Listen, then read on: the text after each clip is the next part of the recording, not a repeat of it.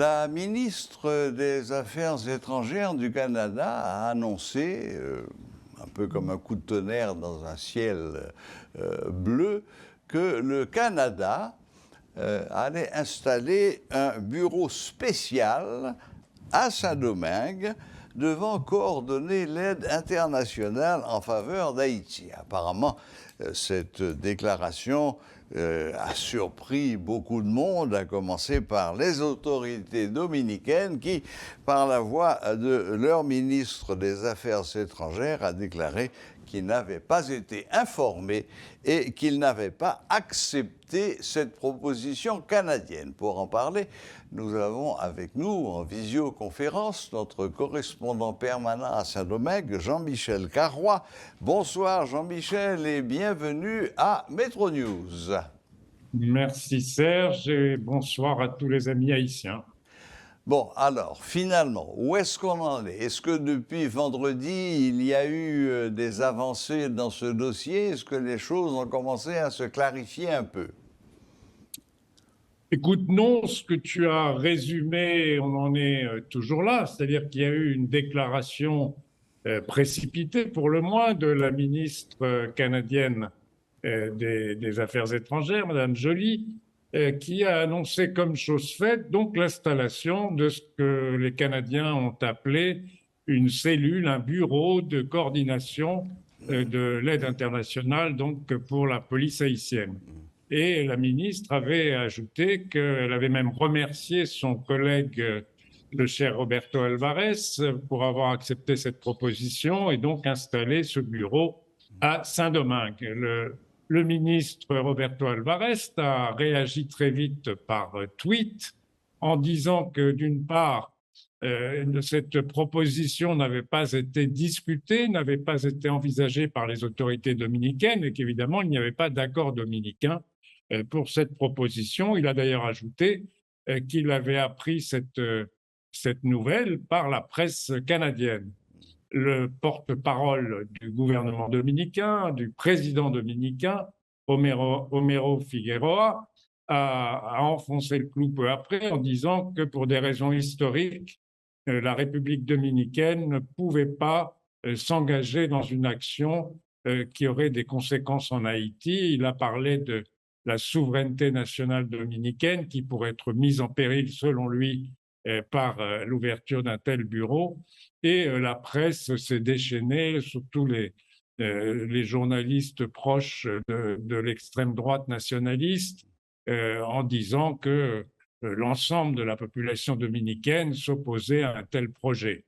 Donc on en est là. Il y a eu une série de réactions d'hommes politiques, à commencer par le candidat du Parti de la Libération dominicaine, le PLD, Abel Martinez, le maire de Santiago, qui s'est opposé aussi vigoureusement à cette nouvelle.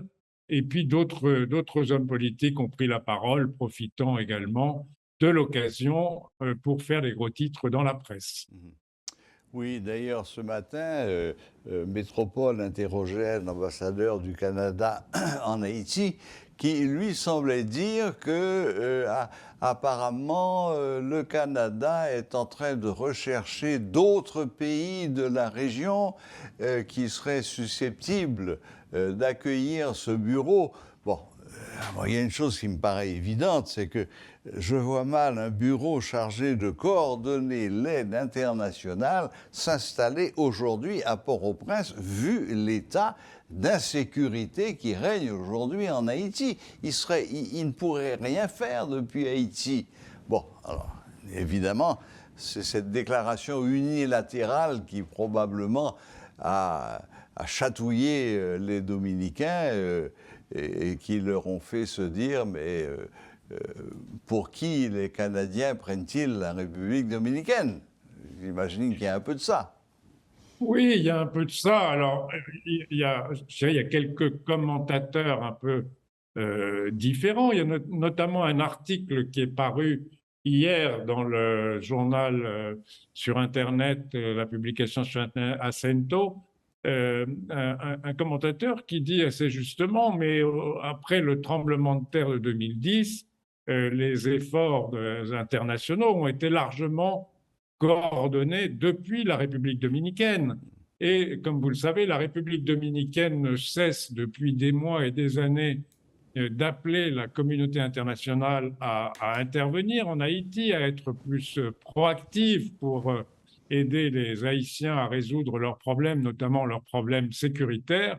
Et là, dit ce commentateur, la République dominicaine a une occasion d'être utile et c'est une levée de bouclier pour s'opposer à cette initiative canadienne. Alors, ce qui est sûr, c'est que cette initiative n'a pas été bien traitée côté canadien, n'a pas été suffisamment négociée avec les Dominicains. Côté canadien, on a dit qu'il y a eu une réunion jeudi dernier qui a eu lieu à l'initiative de la ministre des Affaires étrangères, Madame Joly, et qu'il y avait un représentant dominicain, donc les Dominicains devaient être au courant. Visiblement, ça n'a pas été le cas. En tout cas, le ministre a clairement déclaré qu'il n'y avait pas eu de discussion de gouvernement à gouvernement sur cette proposition, qui est effectivement une proposition qui embarrassait le gouvernement dominicain. Mais Jean-Michel Carrois, qu'est-ce qui, selon vous, vous qui connaissez bien les deux parties de l'île, qu'est-ce qui peut justifier une telle levée de bouclier? J'avoue que je ne comprends pas tellement. Je ne comprends pas. Vous avez un bureau. Est-ce qu'un bureau peut menacer la sécurité intérieure d'un pays? Je ne sais pas. Je ne comprends pas. Non, non, vous avez raison de poser cette question et un certain nombre de gens se la posent. Je suppose que les Canadiens, notamment, se la posent. Ce qu'il faut savoir, c'est que il y a une certaine angoisse diffuse en République dominicaine par rapport à ce qui se passe en Haïti. Évidemment, l'aggravation de la crise, surtout depuis l'assassinat de Jovenel Moïse, le problème des flux migratoires, comme vous le savez, la crainte que des membres de gangs ne traversent la frontière et viennent exercer leurs activités en République dominicaine.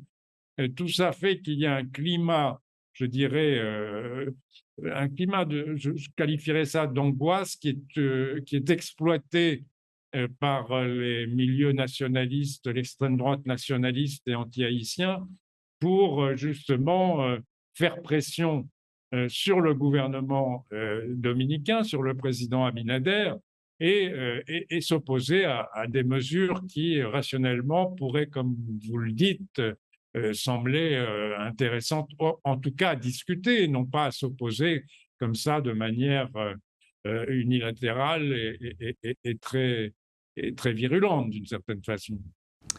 Une dernière question, Jean-Michel Carrois. Est-ce que, d'après vous, ce dossier est définitivement clos et qu'il n'y aura pas de bureau canadien à Saint-Domingue chargé de coordonner les efforts internationaux d'Haïti?